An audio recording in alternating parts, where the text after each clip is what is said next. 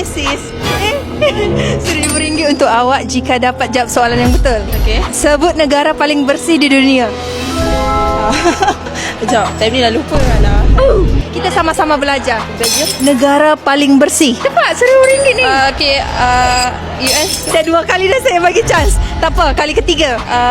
Ya apalah. Hai. Kak. Bagi tolong. Negara. Negara apa? England. Salah. Korea? Bukan. Tak apa, saya bagi chance lagi sekali. Apa England? Bukan. Kali ketiga. RM1,000 ni, cepat.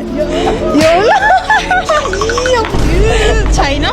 Salah. Sebut negara paling bersih di dunia. Bukan. Saya bagi chance, tak apa. RM1,000 ni.